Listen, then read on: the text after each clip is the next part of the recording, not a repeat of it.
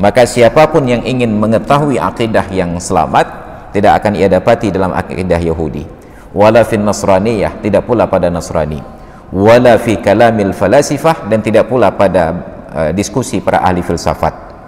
Wa innama yajiduha fil Islam fi aslaihi, mereka hanya akan dapati kebenaran akidah itu dalam Islam dalam dua sumber dasarnya, Alkitab dan As-Sunnah, yang kemudian dijabarkan oleh para ulama dalam tafsir dan kitab-kitab mereka.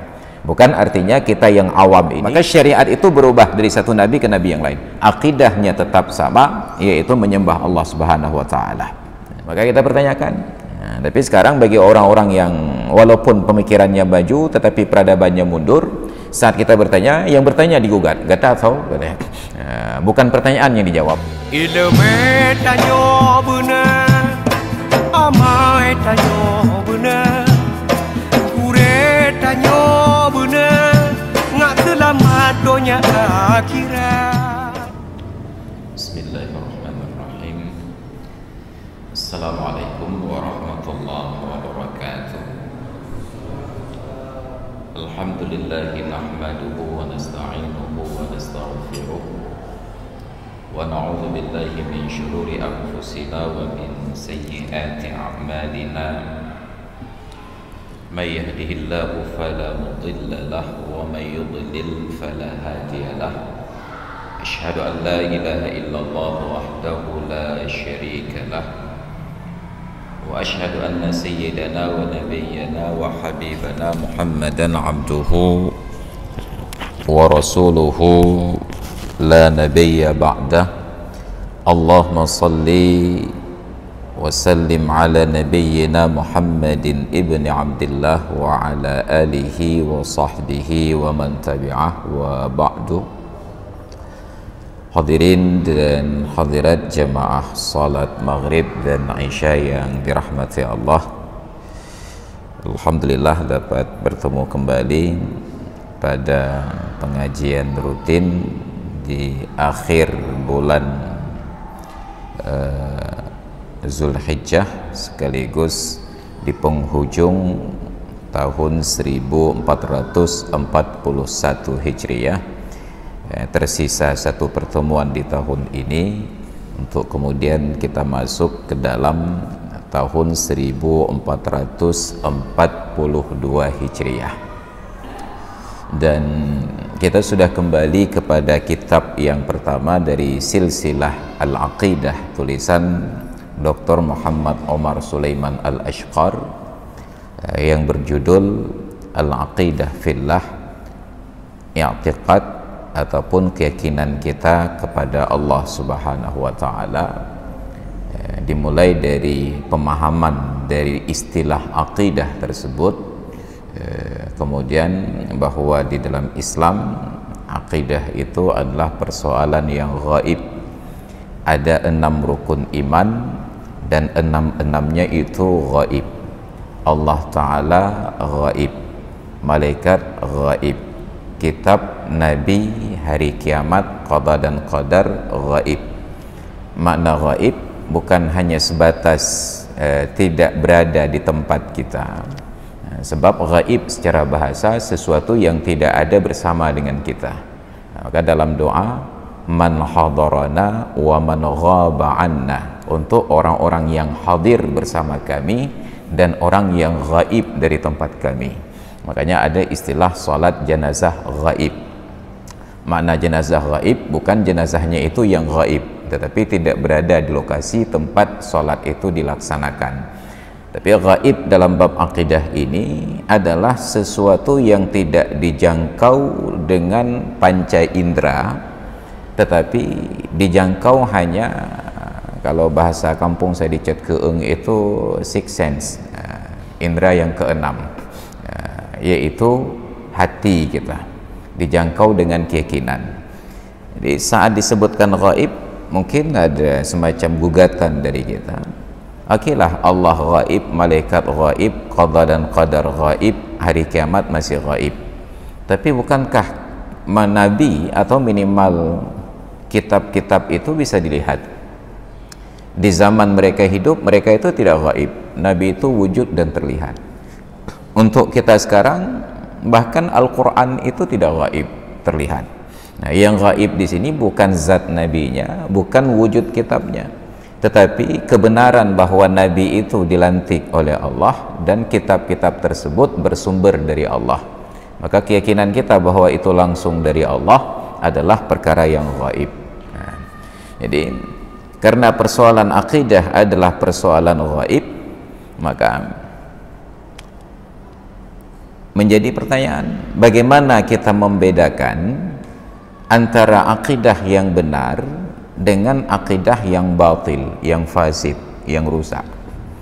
Nah, kalau dalam kehidupan modern sekarang, mohon maaf saja, saat orang-orang Nasrani kita tanyakan, siapa Tuhan kalian?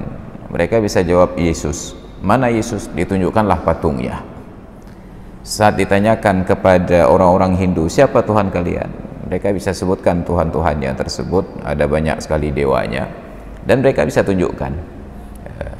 Tapi ketika kepada umat Islam ditanyakan, siapa Tuhan kalian? Kita menjawab Allah. Lalu ditanya, di mana Allah? Jangankan pertanyaan yang mana, di mana saja kita sudah heboh. Makanya yang ribut-ribut selama ini jadi Wahabi, jadi Aswaja itu gara-gara pertanyaan di mana Allah. Maka saya dari awal sudah menyatakan pertanyaan di mana ini dari pertanyaannya saja sudah salah. Jadi segala jawaban yang diberikan itu sudah pasti salah. Analoginya begini, saya bertanya ke bapak-bapak dan ibu-ibu yang hadir di masjid ini, siapa nama istri Jokowi yang dari Kampung Prada? Itu apapun jawabannya sudah pasti salah. Kenapa? Karena pertanyaannya salah. Sebab Jokowi tidak kawin di Prada dan istrinya bukan orang Prada. Maka saat disebut Ramlah, Safiyah, Fatimah, Khadijah, semuanya salah. Maka Allah Ta'ala itu tidak bertempat. Lalu kita bertanya, di mana Allah? Bertanya di mana kepada sesuatu yang tidak mempunyai tempat, itulah pertanyaan yang salah. Maka jawaban apapun yang diberikan sudah pasti salah. Oleh karena itu kita sudah dibatasi oleh Allah Ta'ala, la tudrikuhul absaru wa huwa yudrikul absara. Allah itu tidak dijangkau oleh logika, sedangkan semua logika kita itu dijangkau oleh Allah Ta'ala. Maka sesuatu yang tidak terjangkau kita usahakan untuk menjangkau, itu pekerjaan yang sia-sia, itu sudah nyata mustahilnya. Bahkan untuk perkara yang masih dalam kategori mungkin dalam kaidah ilmu akidah, kita pun sudah tidak berusaha lagi. Misalnya ada pernyataan, man talaba akhan bila aibin faqad at'aba nafsah. Barang siapa yang mencari kawan yang tanpa cela, itu pekerjaan yang sia-sia. Dia mencari kawan yang tidak ada cacat, tidak ada celanya, itu pekerjaan sia-sia. Padahal itu mungkin, tapi kita sudah menganggap itu sia-sia. Nah, mungkin saja ada kawan kita itu yang kalaupun bukan tidak ada cacat sama sekali, tapi sekurang-kurangnya cacatnya itu tersembunyi, kita tidak tahu. Di depan kita dia terlihat baik, di belakang kita, di tempat yang kita tidak menjangkau, dia melampiaskan unek-uneknya tentang kita kepada orang yang tidak pernah berinteraksi dengan kita. Sah-sah saja, tapi kita apresiasi, dia itu hebat sekali. Tetap kita tidak bisa mencari kawan-kawan yang tanpa aib, karena aib itu melekat. Nah, sekarang menjangkau Allah Ta'ala itu sudah perkara yang mustahil. La tudrikuhul absar. Allah tidak dijangkau oleh logika, karena basirah, bentuk mufrad dari kata-kata absar, itu bisa makna penglihatan indrawi, ada bermakna penglihatan dengan mata hati. Ada melihat dengan mata kepala, ada penglihatan dengan mata hati. Innahu la ta'mal absaru walakin ta'mal qulubul lati fis sudur. Sebenarnya bukan matanya yang buta, tetapi hati yang di dalam dada itu yang buta, kata Allah dalam Al-Quran. Maka ini yang menghebohkan kita. Jadi untuk membedakan mana akidah yang benar dan mana yang salah, maka dikaji. Bismillahirrahmanirrahim. Al-aqidatu laysat mukhtassatan bil Islam. Akidah tersebut tidak hanya khusus tentang akidah Islam. Ada akidah Nasrani, ada akidah Yahudi, ada akidah Majusi. Itu semuanya akidah. Maka dari pernyataan awal kita sudah katakan, dinyatakan dalam kitab ini, tidak didapati kosakata akidah tersebut di dalam Al-Quran, tidak didapati. Itu berkembang dalam sebutan. Kalau dalam bab fikih tidak didapati di dalam referensi Al-Quran dan hadis kata-kata wakaf, padahal sekarang di semua tempat marak wakaf. Bahkan di Arab itu Kementerian Agama tidak disebut Menteri Agama, tapi disebut Wizaratul Awqaf, Kementerian Urusan Wakaf. Wakaf sudah marak dibahas dalam bab khusus dalam fikih, babul wakaf. Tapi saat kita cari referensi dari Al-Quran, tidak ada satu ayat pun yang menyatakan tentang wakaf. Yang ada tanda baca dalam Al-Quran wakaf, berhenti. Tidak ada. Yang ada sebutannya as-sabil, at-tasbil, ataupun sadaqatun jariyatun. Tetapi kemudian berkembang dalam istilah para ulama disebut dengan kata-kata wakaf. Maka jangan coba-coba katakan bahwa wakaf itu bid'ah, sebab nggak ada di zaman Rasulullah, sahabat, tabi'in, dan tabi'in. Kenapa? Itu istilah yang berkembang. Sama seperti somadiyah, itu tidak ada dalam bahasa Arab, somadiyah. Tapi kemudian kita sebut khusus di Aceh barangkali rangkaian zikir-zikir tertentu, istighfar, salawat, baca surat Al-Ikhlas, kemudian Al-Falaq, An-Nas, Al-Fatihah, dilanjutkan dengan tahlil dan doa. Rangkaian itu kita namakan somadiyah. Di luar Aceh disebut dengan tahlilan. Kenapa disebut tahlilan? Tahlil ditambah an, karena banyak kalimat la ilaha illallah yang diulang-ulang. Di Aceh melihat dari sudut yang berbeda, bukan tahlilnya, tetapi Allahus Samad yang berulang-ulang, maka disebutlah somadiyah. Jadi ketika kita keluar Aceh kita ajak somadiyah, orang bingung. Tapi di Aceh saat diajak tahlilan orang masih paham. Itu menunjukkan bahwa orang Aceh kualitasnya lebih tinggi, bisa memahami punya orang lain yang tidak bisa memahami punya orang Aceh. Itu barangkali untuk menghibur diri sendiri. Ini contoh. Maka itu mustalah. Maka akidah tersebut adalah semacam istilah untuk perkara yang terkait dengan keimanan. Bal kullu diyanatin aw mazhabin la budda li ashabihi min aqidatin yuqimuna 'alaiha nizama hayatihim. Tapi setiap agama dan setiap mazhab, sudah agama di bawahnya ada mazhab, tidak boleh tidak bagi pemeluknya dari sebuah aqidah, sebuah keyakinan yang mereka letakkan aturan hidup berdasarkan kepada aqidah tersebut. Wa hadza yantabiqu 'alal afrad kama yantabiqu 'alal jama'at. Prinsip ini berlaku pada personal sebagaimana berlaku pada komunal. Ini bahasanya harus keren-keren sekarang ini. Kita pegang hukum dan hukum. Jadi pada individu-individu dia berlaku, pada kelompok-kelompok juga dia berlaku. Wal aqaidu mundu bad'il khaliqati wa ilal yaumi wa ila ayyarithallahu al-arda wa man 'alaiha qismani. Sedangkan akidah itu sendiri sejak dari proses awal penciptaan sampai hari ini dan sampai waktunya Allah wariskan bumi dan segala isinya kepada orang-orang yang Allah kehendaki, itu terbagi dua. Al-awwalu yumassilul aqidatas sahihah. Yang pertama, representasi dari akidah yang benar. Wal qismus tsani, bahagian yang kedua, yashmulu al-aqaid al-fasidah ala kathratiha wa ta'addudiha. Mencakup akidah-akidah yang keliru berdasarkan banyak dan berkembang biaknya. Yang pertama yang sahihah. Apa itu akidah yang sahihah? Akidah yang benar. Wa hiya tilkal aqaidul lati ja'at biha ar-rusulul kiram. Wa hiya aqidatun wahidatun li'annaha munazzalatun minal alimil khabir. Akidah yang benar adalah akidah yang dibawa oleh para rasul yang mulia-mulia. Rusul bentuk jamak dari rasulun. Jadi dalam salawat kita di Aceh ini ada yang salah ucap sebenarnya. Muhammad afdalir rusul. Seharusnya demikian. Tapi karena kita secara awam tidak memahami kata-kata rusul, yang kita tahu hanya rasul, maka dibacalah Muhammad afdalir rasul. Satu orang tidak bisa dibandingkan Afdal itu untuk memperbandingkan yang lebih dengan yang biasa. Maka yang saat dibanding-bandingkan, dia mesti lebih dari satu, karena tidak bisa membandingkan yang satu saja. Minimal perbandingan itu ada dua. Jadi tidak bisa Rasul itu satu orang, tapi Rusul itu jamak. Muhammad afdalir Rusul. Di dalam Al-Quran pada juz yang ketiga itu, tilkar rusulu faddalna ba'dahum ala ba'din.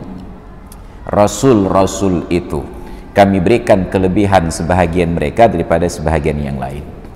Rasul-rasul yang mulia ini membawa aqidah, wahia aqidatun wahidatun, dan akidahnya satu. Sejak dari Nabi Adam alaihi salam sampai Nabi Muhammad sallallahu alaihi wasallam, akidahnya satu. Kenapa? Li'annaha munazzalatun minal alimil khabir, karena akidah yang dibawa oleh Rasul itu diturunkan dari Allah yang maha mengetahui lagi maha teliti. Wala yutasawwaru an takhtalifa min rasulin ila rasulin wa min zamanin ila zamanin. Maka tidak tergambar dalam benak kita bahwa akidah yang dibawa oleh Rasul itu berbeda dari seorang Rasul ke Rasul yang lain, dari satu zaman ke zaman yang lain. Semuanya sama. Yang berbeda hanya syariat, penetapan aturan ibadatnya. Sedangkan akidahnya sama. Jadi kalau kita baca dalam Al-Quran surat Al-Baqarah, di akhir juz yang pertama, ketika Nabi Ya'qub alaihissalam menjelang ajal, diabadikan oleh Allah. Nabi Ya'qub itu dalam kitab-kitab sebelum Al-Quran disebut Israel. Ya'qub itu Israel. Beliau punya anak laki-laki 12 orang, karena semuanya laki-laki disebut Bani Israel. Am kuntum syuhada'a idh hadara Ya'qub al-maut idh qala li banihi ma ta'buduna min ba'di. Ataukah kalian hadir ketika kematian mendatangi Ya'qub? Idh qala li banihi, ketika Ya'qub berbicara kepada anak-anaknya. 12 orang. Apa isi pembicaraan beliau? Ma ta'buduna min ba'di, apa yang akan kalian sembah setelah aku mati. Di situ tidak disebutkan kematian, hanya disebutkan min ba'di, setelah aku. Apa jawaban Bani Israel ini? Qalu na'budu ilahaka wa ilaha abaika Ibrahim wa Ismail wa Ishaq. Mereka jawab kompak itu, tanpa ada koordinasi, tapi terjadi kur. Kami akan menyembah Tuhanmu, Tuhan ayah-ayahmu sebelumnya, Ibrahim, Ismail, dan Ishak. Sama akidahnya. Lalu apa bedanya dengan kita? Tidak ada bedanya, karena mereka tegaskan kemudian, berapa orang Tuhan yang disembah? Ilaha wahida, Tuhan yang satu. Apa agama mereka? Wa nahnu lahu muslimun, dan kami adalah orang yang berserah diri kepadanya. Muslimun itu keluar dari mulut Bani Israel ini. Maka akidahnya sama dari semua nabi. Tidak berbeda akidah itu dari dulu sampai sekarang, dari setiap tempat ke tempat yang lain. Itu gambaran tentang akidah yang benar. Tata cara ibadah yang berbeda. Maka nanti kedatangan nabi berikutnya boleh jadi menghapus sebahagian dari syariat nabi yang sebelumnya. Ada sebahagian dari syariat yang bertahan sampai hari ini. Sebagai contoh, syariat pernikahan di zaman sekarang tidak serupa dengan di zaman Nabi Adam. Zaman Nabi Adam, saudara kandung seibu seayah boleh saling menikah. Jangankan yang di Nabi Adam, yang di Nabi Ya'qub saja tidak berlaku di kita sekarang. Di zaman Nabi Ya'qub boleh seorang pria menikahi 2 orang wanita bersaudara. Di zaman Rasulullah, la tajma'u bainal ukhtaini wa bainal mar'ati wa ammatiha. Jangan engkau himpunkan di antara 2 orang wanita yang bersaudara dan antara seorang wanita dengan bibinya. Kalau ingin menikahi dua orang bersaudara, nikahlah secara bergiliran. Nikah dulu dengan kakaknya, oleh perjalanan waktu meninggal dunia atau bercerai, lalu nikah dengan adiknya. Maka dalam bahasa Aceh ada yang katakan gantau balai, ada yang katakan gantau tika. Mungkin karena ukuran saja, kalau besar gantau balai, kalau kecil gantau tika. Ini ganti berpindah, pokoknya mertuanya tetap sama, hanya istri yang berbeda. Pertanyaannya, kenapa tidak sekaligus saja? Sudahlah, daripada repot-repot cari yang lain, kawin saja dengan kakak dan adiknya sekaligus. Tidak boleh. Kenapa? Karena ketika zaman berubah, perasaan kita juga berubah. Di zaman sebelum Nabi Muhammad, mungkin tidak akan putus silaturahmi ketika seorang pria menikahi kakak beradik bersaudara. Karena kecemburuan di masa itu sangat tipis sekali. Tapi zaman sekarang, jangankan menikahi dengan kakak dan adiknya, menikahi orang lain saja putus silaturahmi. Di zaman Rasulullah, kawin poligami itu nggak ada masalah, nggak ada keributan, karena tidak ada dinas pemberdayaan perempuan dan perlindungan anak, tidak ada lembaga-lembaga feminisme, tidak ada lembaga HAM dan hak asasi manusia, tidak ada pahlawan sok-sok gender, tidak ada. Mereka menerima saja, karena itu ketentuan Allah. Syukur datang Islam dibatasi hanya 4 saja. Sebelum datang Islam suka-suka. Bahkan kita sebagai anak sangat berharap agar ayah kawin banyak-banyak. Kenapa? Karena sebahagian dari istri ayah tersebut menjadi warisan yang kita terima. Saya punya ayah saya punya istri mungkin sekitar 10 atau 15. Nanti saya sebagai anak sulung punya hak reman untuk melihat ibu tiri yang paling cantik, hanya jatah ke, saya katakan. Kalau saya mau, saya nikahi. Bila saya tidak mau, maka saya bisa nikahkan ibu tiri itu dengan orang lain dan mas kawinnya saya kuasai. Tidak ada masalah dengan itu. Datanglah Islam untuk mengangkat harkat dan martabat perempuan. La tankihu ma nakaha abaukum. Jangan kalian nikahi wanita yang sudah dinikahi oleh ayah kalian. Secantik apapun, walaupun dalam bahasa sekarang mantan pacar kalian dulu dinikahi oleh ayah kalian, jangan berencana untuk melanjutkan silaturahmi. Kacau. Dilarang dalam Islam. La tankihu ma nakaha abaukum. Kalau sudah dinikahi oleh ayah jadi mahram. Datang Islam membatasi 4 saja.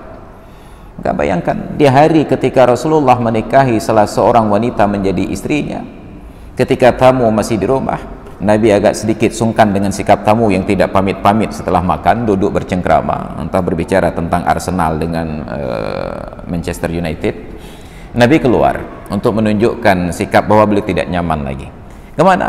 Beliau kelilingi rumah istri-istri yang lain untuk bertanya, kaifa haluki ya Aish, kaifa haluki ya Hafsah. Beliau bertanya. Itu padahal istri yang baru dinikahi masih di atas pelaminan, Nabi masih pakai baju pengantin dengan kupiah muketup dan seragam Teku Umarnya, mungkin dalam ukuran kita sekarang. Tapi apa jawaban istri-istri ini? Alhamdulillah baik-baik saja ya Rasulullah. Bagaimana istri barumu? Bayangkan kalau sekarang ada seorang pria kawin, kemudian turun dari pelaminan menyapa istri-istri yang lain. Itu nggak bisa kembali ke pelaminan kecuali mandi dulu dan datang ke salon lagi, didandan lagi. Maka di zaman Rasulullah, ketika beliau kawin, wanita-wanita yang lain bersuka cita. Ummu Sulaim, ibu dari Anas bin Malik, ketika disampaikan informasi oleh putra beliau Anas bin Malik, wahai ibuku, Rasulullah baru menikah lagi. Saking sukacitanya Ummu Sulaim, beliau katakan pada anaknya, nak, jangan kembali dulu ke rumah Rasulullah karena ibu akan sediakan hadiah sedikit untuk beliau. Dimasaklah bubur dari campuran daging, minyak samin dengan gandum. Ketika selesai, beliau katakan pada anaknya, wahai anakku, sampaikan salam ibu kepada Rasulullah dan katakan ini sedikit hadiah untuk pernikahannya. Rasulullah menikah dan kita nggak tahu itu istri yang keberapa. Wanita di zaman itu bersuka cita. Wanita sekarang, agim kawin lagi, pengajiannya bubar. Padahal kawin lagi, pernikahannya bubar. Tapi kalau artis berzina, itu konsernya semakin marak. Inilah beda dunia dengan akhirat. Maka ada perbedaan persepsi dari dulu dan sekarang. Maka syariat itu berubah dari satu nabi ke nabi yang lain. Akidahnya tetap sama, yaitu menyembah Allah Subhanahu wa taala. Sedangkan bahagian yang kedua, akidah yang fasid ini banyak. Wa fasaduha nasyi'un min kauniha nataju afkaril bashar. kerusakan dari akidah kelompok yang kedua ini. Kenapa? Karena muncul dari hasil pemikiran manusia. Manusia berpikir dan kemudian hasil pemikirannya dirumuskan menjadi semacam Tuhan bagi mereka. Tuhan itu dilantik oleh manusia. Bayangkan, hari pelantikan Tuhan itu diperingati. Wa min wada'i uqalaihim wa mufakkirihim, dan Tuhan mereka itu adalah hasil dari definisi yang ditetapkan oleh intelektual mereka dan ahli-ahli mereka. Wa mahma balaghal basharu min 'azmi sya'ni, dan seberapa jauh pun jangkauan manusia di dalam kapasitas ini, fa inna ilmahum yabqa mahdudan muqayyadan biquyudin mutaassiran bima hawlahum min adatin wa taqalid wa afkarin. Maka sesungguhnya ilmu mereka tetap saja terbatas, terikat dengan banyak sekali ikatan yang mempengaruhi, yang dipengaruhi oleh lingkungan sekitar mereka, tradisi, adat, dan juga pemikiran-pemikiran. Maka ambil contoh saja, lingkungan sekitar kita sangat berpengaruh terhadap pemikiran. Lingkungan, walaupun secara hakikat tetap kembali pada kehendak Allah Subhanahu wa Ta'ala. Orang yang tinggal di lingkungan yang terpelajar, maka mereka terbiasa untuk membangun sebuah konsep pemikiran, tidak mentah-mentah menerima sebuah kesimpulan. Orang yang terbiasa hidup dalam lingkungan yang tradisional, yang sami'na wa ata'na, diajarkan untuk tidak pernah menggugat materi apapun yang diajarkan. Kamenan, kakunya menan, kakon, kakukon, maka mudah untuk lingkungan tersebut. Tinggal menyampaikan satu materi, itu sami'na wa ata'na. Tetapi dalam lingkungan ilmiah, mereka dibiasakan untuk menggugat sebuah kebenaran dulu agar mereka sampai kepada maknanya. Menggugat kebenaran itu bukan kita saja. Nabi Ibrahim melakukannya. Bukan Nabi Ibrahim tidak yakin, tetapi Nabi Ibrahim ingin bukti. Maka ketika beliau minta kepada Allah, Rabbi arini kaifa tuhyil mauta, wahai Tuhanku, perlihatkan kepadaku bagaimana engkau hidupkan yang sudah mati. Allah bertanya, ya awalam tu'min? Qala ya Ibrahimu awalam tu'min, wahai Ibrahim, apakah kamu tidak percaya? Allah bertanya bukan karena Allah tidak yakin tentang keyakinan Nabi Ibrahim. Ini hanya membangun dialog karena ada pertanyaan yang ditujukan bukan lagi untuk orang yang bertanya, tetapi untuk orang sekitar yang diwakilinya. Misalnya kita dalam majelis pengajian sekarang ini, ada hal-hal yang barangkali perlu untuk diketahui oleh orang umum, tapi yang lain tidak mau bertanya. Maka orang alim terpaksa bertanya agar jawabannya itu didengar oleh semua orang. Maka ketika Allah utus malaikat Jibril bertanya kepada Nabi, akhbirni anil Islam, akhbirni anil iman, akhbirni anil ihsan. Pertanyaannya, apakah malaikat Jibril tidak tahu apa itu iman, apa itu Islam, dan apa itu ihsan? Tapi belum, malaikat Jibril datang bertanya pada Nabi. Di akhir hadis itu, beberapa hari kemudian, Nabi bertemu lagi dengan Sayyidina Umar yang meriwayatkan hadis, dan Nabi bertanya, atadri manis sa'il? Wahai Umar, tahukah anda siapa yang bertanya kemarin itu? Nyanyi yang bagoto. Dalam pengajian kita ada yang bertanya, man itu, tahukah kamu siapa dia? Sayyidina Umar menjawab, Allahu wa rasuluhu a'lam. Allah dan Rasulnya lebih mengetahui. Apa kata Nabi? Dzaka Jibrilu atakum yu'allimakum amra dinikum. Itu adalah Jibril yang datang untuk mengajarkan kalian persoalan agama kalian yang kalian tidak tahu bertanya. Bukan karena Jibril tidak tahu. Maka saat kita ajukan pertanyaan, apakah langsung, tidak langsung, tertulis, apakah di media sosial dan lain sebagainya, tidak harus kita bertanya karena kita tidak tahu. Kadang-kadang pertanyaan kita ajukan agar ada pihak yang ahli untuk bisa menjawab, sehingga didengar oleh orang-orang yang tidak paham, yang tidak tahu bertanya kemana hari ini. Maka kita pertanyakan. Nah, tapi sekarang bagi orang-orang yang walaupun pemikirannya maju tetapi peradabannya mundur, saat kita bertanya, yang bertanya digugat, gak tahu, bukan pertanyaan yang dijawab. Ini menjadi masalah bagi kita sekarang. Jadi manusia itu sejauh apapun peradabannya tidak pernah akan menjangkau kebenaran. Kita tahu bahwa di dunia ini ada banyak ahli filsafat, Aristoteles, Plato, dan lain sebagainya.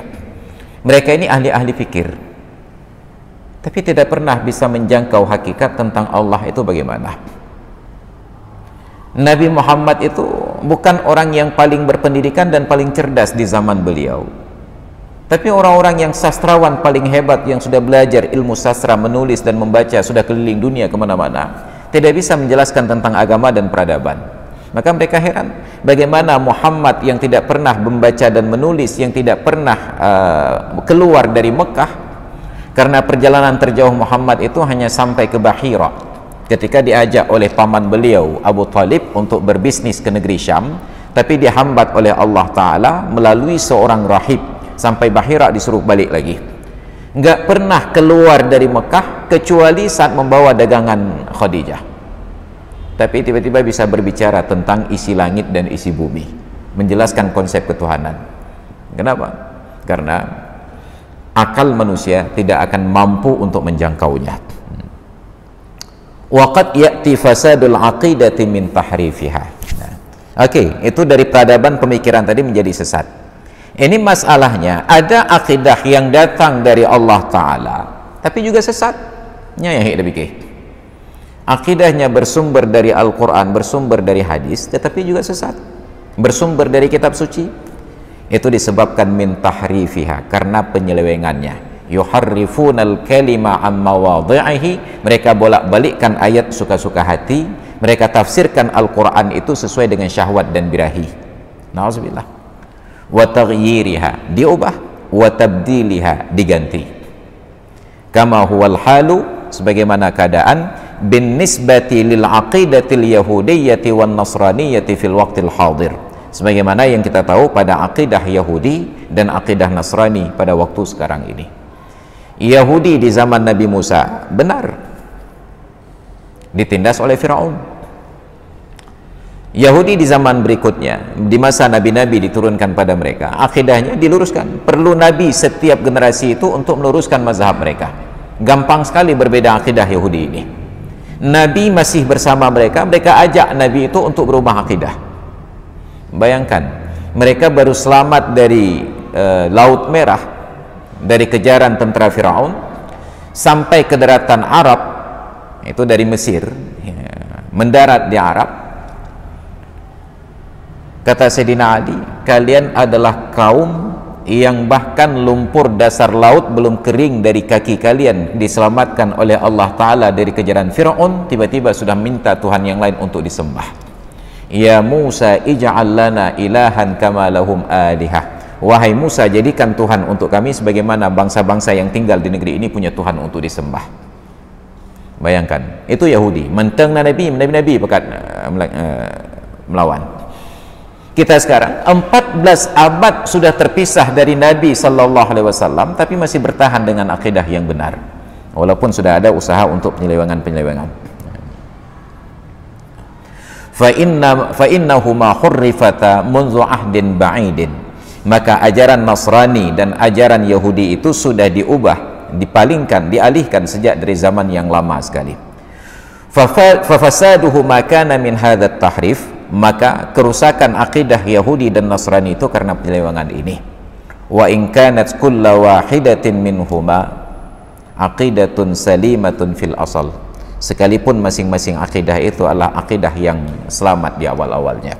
Nah, kalau kita baca di awal surat Al-Maidah, falyahkum ahlul injili bima anzalallah, hendaklah orang-orang yang berpedoman kepada Injil itu menghukum dengan apa yang telah Allah turunkan. Wa man lam yahkum bima anzalallahu faulaika humul fasiqun.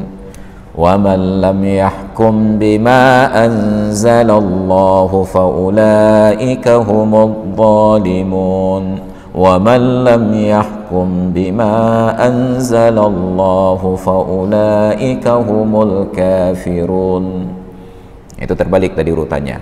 Kafir dulu, zalim kedua, fasik yang terakhir. Ayat ini berbicara tentang ahlul Injil. Allah perintahkan kepada orang yang telah diturunkan kitab Injil, ayo berhukumlah sesuai dengan kitab Injil kalian. Injil ditinggalkan.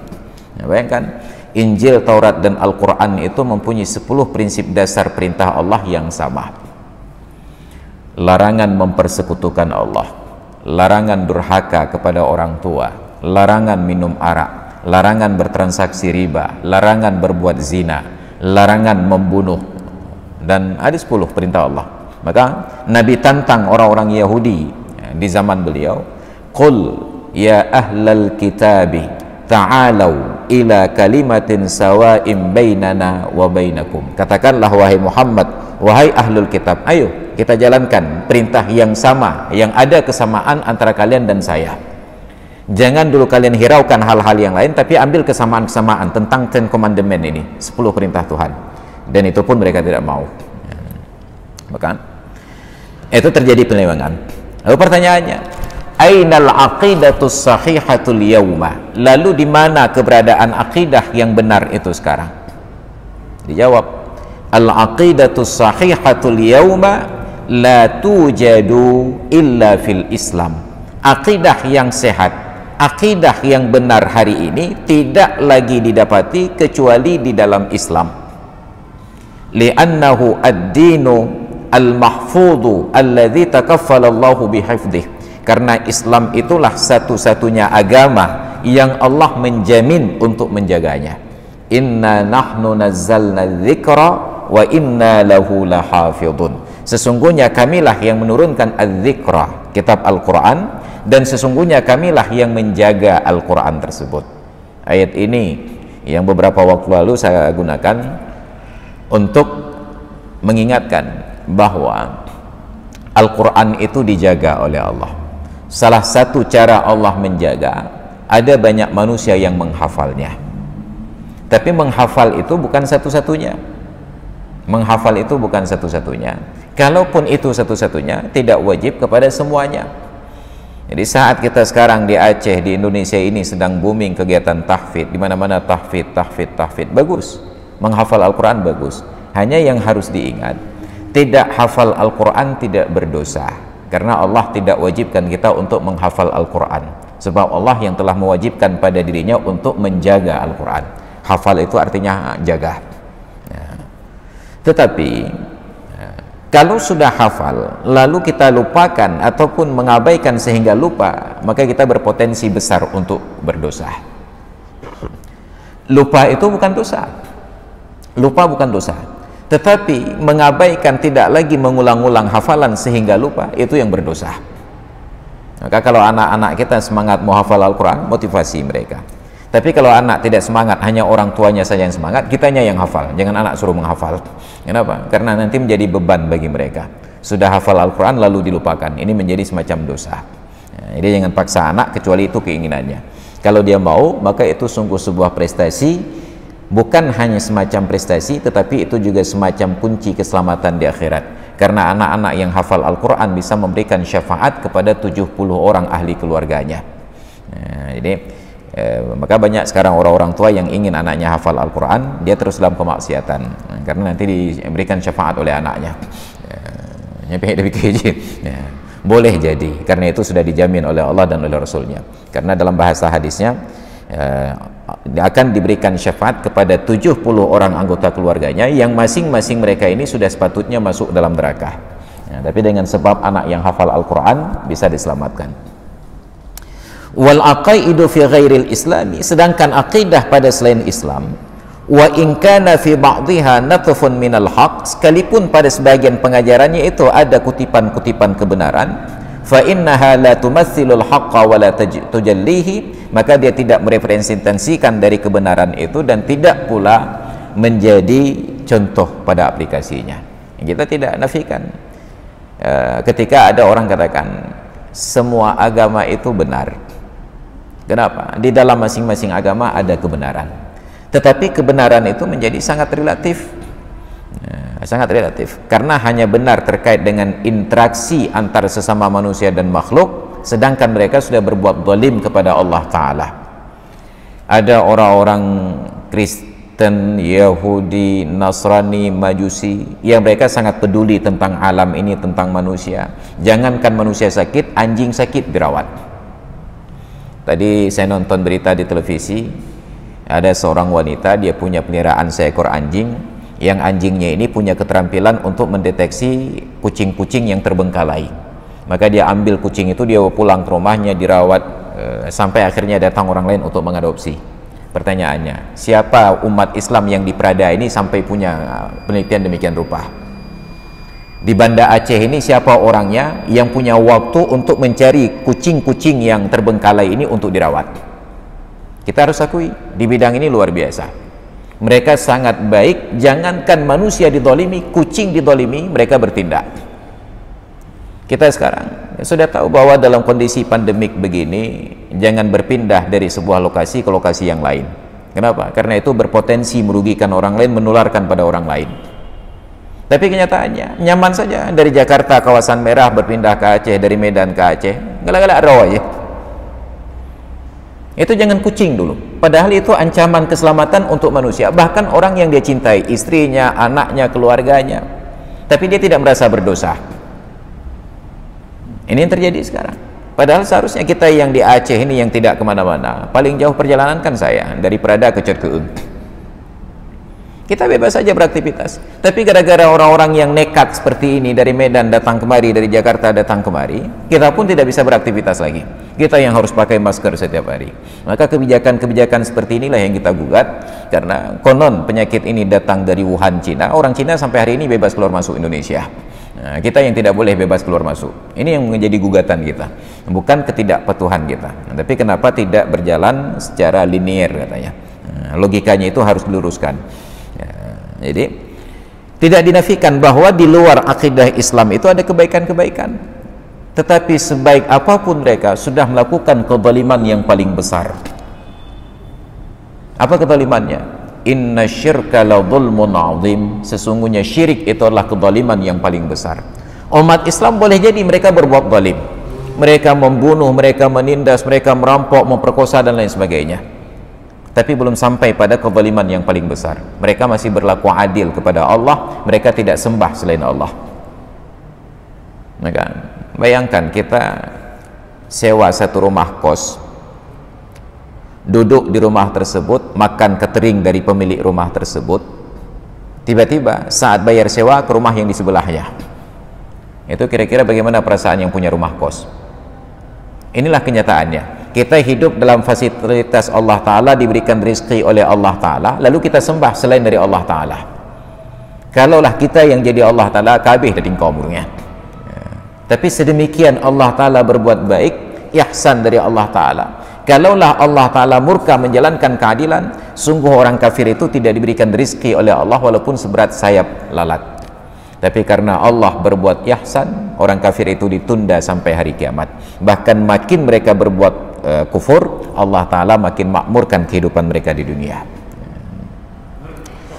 Faman arada ay ya'rifa al-aqidata salimata fa innahu la yajidaha fil yahudiyyati. Maka siapapun yang ingin mengetahui akidah yang selamat, tidak akan ia dapati dalam akidah Yahudi, wala fin nasraniyah, tidak pula pada Nasrani, wala fi kalamil falasifah, dan tidak pula pada diskusi para ahli filsafat.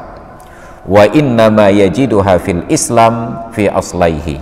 Mereka hanya akan dapati kebenaran akidah itu dalam Islam, dalam dua sumber dasarnya, Alkitab dan As-Sunnah, yang kemudian dijabarkan oleh para ulama dalam tafsir dan kitab-kitab mereka. Bukan artinya kita yang awam ini langsung baca Al-Quran ambil kesimpulan, sesat. Kenapa? Karena Al-Quran dan hadis itu ibarat orang sakit itu adalah apotek untuk mengambil obat, tetapi obatnya harus diresepkan oleh seorang dokter, seorang ulama. Maka datang ke ulama dulu, Ustaz, dalam persoalan ini hukumnya bagaimana? Oh, disebutkan ini haram, tapi dalilnya mana? Oh, ambil dalam Al-Quran, ambil dalam hadis. Nah, sekarang ini ada apoteker yang tidak pandai meramu obat, ada orang yang pandai meramu obat tapi tidak punya obatnya. Datang ke dokter, dokter tidak jual obat, hanya bayar jasa dokter, kemudian berikan resep, silakan cari di apotek manapun. Kita datang dari satu apotek ke apotek lain. Maka jangan cari jalan pintas. Begitu perut kita terasa sakit, langsung datang ke apotek. Kita pikir ambil shortcut saja, daripada datang ke dokter bayar 100.000, padahal kalau ke apotek 100.000 sudah dikasih obat. Nah, kalau begitu saya beli obat saja. Kita tidak tahu kontraindikasinya apa, kondisi jantung kita bagaimana, tekanan darah bagaimana. Begitu diberikan obat untuk menghemat waktu, daripada minum seminggu sehari 2 kali, nah, udahlah minum sekaligus saja. Nah, kalau tidak kenyang mati insyaallah. Maka apa yang terjadi? Inna lillahi wa inna ilaihi raji'un. Maka sekarang kita terkagum-kagum, sah saja kita kagum pada orang yang sanggup hafal Al-Quran dan sanggup hafal hadis. Pertanyaannya, adakah orang yang lebih banyak hafal hadis daripada Imam Bukhari dan Muslim dan imam-imam mazhab tersebut? Dan pertanyaan kedua, kenapa di dalam setiap persoalan fikih yang kita tanyakan kepada ulama, tidak pernah ada yang menjawab menurut Imam Bukhari, menurut Imam Muslim, menurut Imam Ahmad. Oke lah, Imam Ahmad masih ulama fikih. Menurut Imam Ibnu Hibban, Imam Tabrani, Tirmizi, tidak pernah, karena mereka apoteker. Selalu dia jawab menurut Imam Syafi'i, menurut Imam Hanafi, Maliki, Hambali, menurut Imam Nawawi, Imam Al-Ghazali, karena mereka adalah dokter dan mantrinya. Maka jangan salah, kagum boleh kepada orang yang Allah berikan kemampuan untuk menghafal, tapi menghafal belum tentu paham, paham belum tentu hafal. Maka Rasulullah katakan, may yuridillahu bihi khairan yufaqihu fiddin. Siapapun yang Allah inginkan kebaikan padanya, diberikan pemahaman agama. Dan yang harus kita ingat, tidak semua sahabat Nabi hafal Al-Quran, tapi mereka orang yang paling paham Al-Quran. Itu yang harus menjadi pembanding bagi kita agar tidak buta di dalam menerima informasi. Ya hadirin dan hadirat sekalian yang dirahmati Allah, mudah-mudahan jadi ilmu yang bermanfaat. Wallahu a'lam bissawab wa ilaihil marji'un wal ma'ab.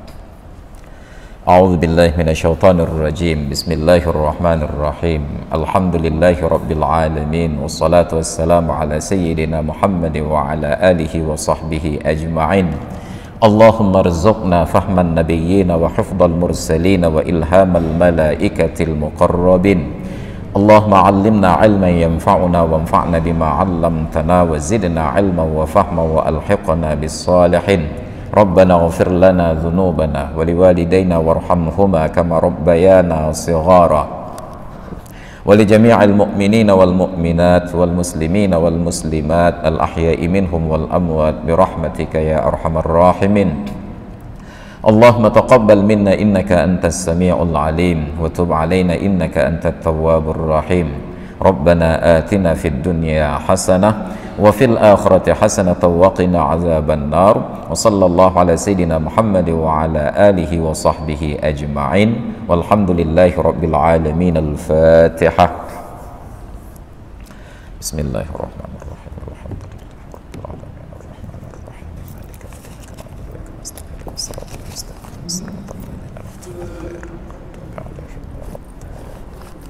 Amin rabbal alamin. Hadanallahu yakum ajma'in. Assalamualaikum warahmatullahi wabarakatuh. Ilmu tanyo benar, amai tanyo benar, kure tanyo benar, ngak selamat dunia akhirat. Ilmu tanyo benar, amai tanyo benar.